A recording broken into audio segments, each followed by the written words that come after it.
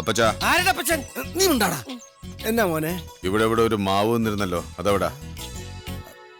അത് ഈ ഭാഗത്തായിട്ടാ. ഈ വീട് പുതുതായിട്ട് വെച്ചപ്പോ അത് മുറിച്ചല്ലേ ഈ ചായപ്പിലെ പലകയൊക്കെ അടിച്ചത്. ആ, കേട്ടില്ലേടാ? ദയവായിട്ടാ ഇപ്പൊ അവനെ കൊണ്ടത് ചോദിപ്പിച്ചത്. ഉള്ളിലൊരു ചെറിയ കളങ്കം പോലും ഉണ്ടാവാതിരിക്കാൻ. പണ്ടങ്ങനെ വല്ല മാങ്ങാണ്ടി പറക്കാൻ വന്നിട്ടുണ്ടാവും. നീ ഒരു അക്ഷരം മിണ്ടി പോരുത്. ഇപ്പൊ പറഞ്ഞത് പറഞ്ഞു. നീ ഇനി ജോസിനെ കുറിച്ച് ആരോടെങ്കിലും പുറത്തെന്തെങ്കിലും സംസാരിച്ചു ഞാൻ അറിഞ്ഞാല് ഈ വീടിന്റെ പടിക്ക് പുറത്ത് തോന്നും നീ ആയിരിക്കും. അപ്പം തന്നെയാ. എന്റെ സിസിലി, ലിസമ്മേ, നിങ്ങളെങ്കിലും ഞാൻ പറയുന്നു വിശ്വസിക്ക്. അയാള് ശരിയല്ല. നിങ്ങൾ സൂക്ഷിക്കണം. അയാള് പെൺകുട്ടികളെ ഉപദ്രവിച്ച് കൊല്ലുന്നവനാ, പെണ്ണുപിടിയനാ. വെല്ലേട്ടനെ കുറിച്ച് വെറുതെ അനാവശ്യം ഒന്നും പറയണ്ട. വെല്ലേട്ടൻ പാവാ.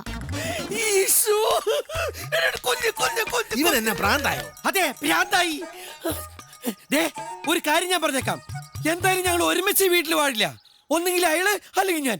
ആര് വേണമെന്ന് ഇപ്പൊ തീരുമാനിച്ചു പറയണം. കുടുംബത്തിന് വേണ്ടി കഷ്ടപ്പെട്ട് പണിയെടുക്കുന്നതിനെ പുറത്താക്കിയിട്ട് നീ ഇവിടെ നിൽക്കണമെന്നില്ല. അത് ശരി. തണ്ടും തടിയുള്ള എത്ര കാശ് കൊടുക്കാണ്ട് പണിയെടുക്കാൻ കിട്ടിയപ്പോ ഞാൻ ഒന്നിനും കൊള്ളാത്തവനായി.